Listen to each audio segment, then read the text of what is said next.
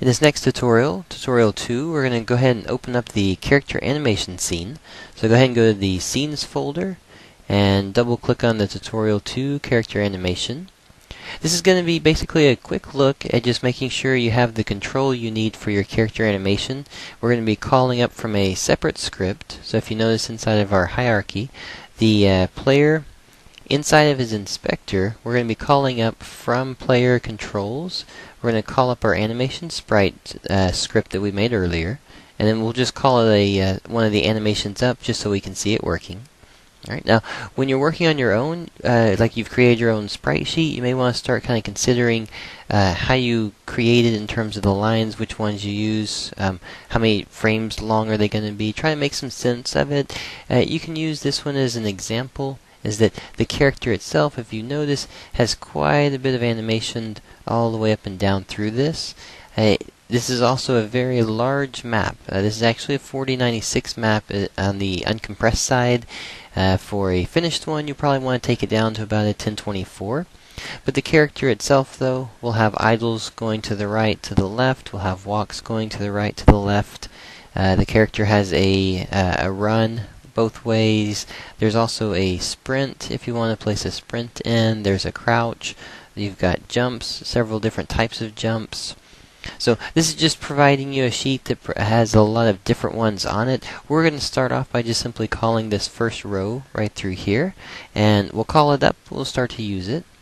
So getting started with on this one, let's go ahead and go over to our, as long as the character is selected, go ahead and go over to your inspector, and inside the player control script, you should see a script already there, the player control. You can either double click on this, or you can single click on it. It'll show you where it is inside of the inside your project file, and you can double click on this one. So either way, I'm just going to go from here. I'll double click on this to open it up. And once it opens up, looks like it opened up behind it here. There we go. When it opens up, what we have on this one is going to be the player controls. So again, this is just an empty file. What we want to do is start working on pulling up the animation sprite from the sprite sheet right here. So let's start off by just typing in our variable. We'll make everything inside the update function for the moment.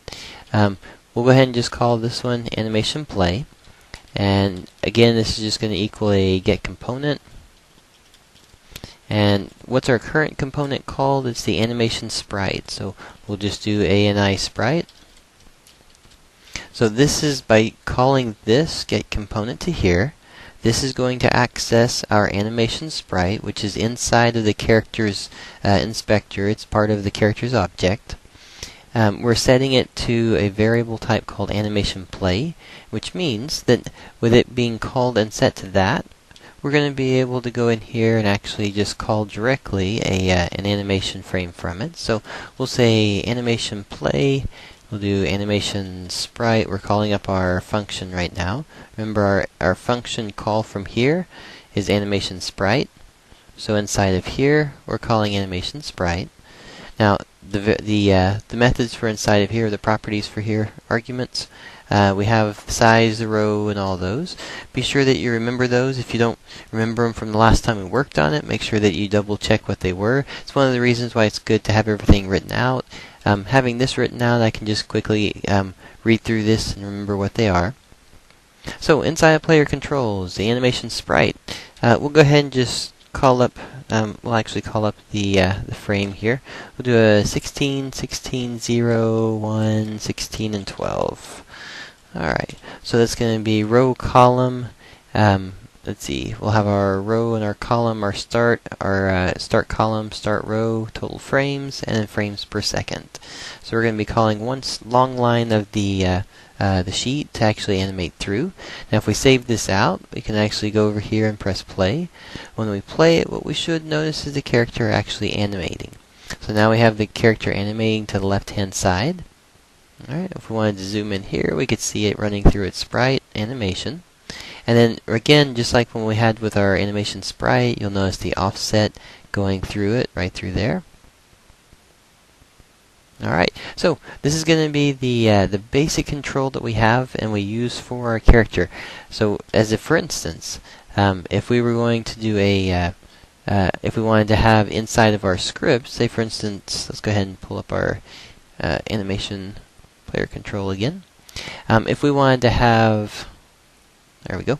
If we wanted to have this set to a button push, then we could just say if input get, and we'll just do a get key for a moment. We could just say get key down. Now, if we were to get a key down and we just said it was going to be the letter A, inside of this check, we could actually just say play this animation. So if we were to save this, let's make this a little bit prettier here. So if we were to save this and go back into here and play it, you'll notice that as the game is turned on, nothing actually happens. However, if I push A on my keyboard, it's actually going to turn it. Now, notice that every time I push A, it's just going to be going through the animation. If I wanted to actually have it so that when it goes through it, so for instance, if I want to have it so that it stays constant, I can just say get key A. When you get a key like this, it means that as long as that key is pressed, as long as this key is pressed, it's going to wind up running through that function. So with this one, if I play again, and this time when it goes through, if I just push and hold A, then it's going to actually just cycle through that whole animation sprite sheet for me.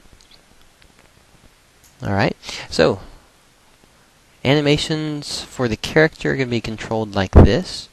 When we want the character to move left to the right, jumping, falling, getting hit, we're just simply going to call up, whether it's an if statement or a switch case statement, we're going to call up a statement, and then we're just going to assign it a piece of code similar to this. And that's going to basically keep track and control of all of our animations for us.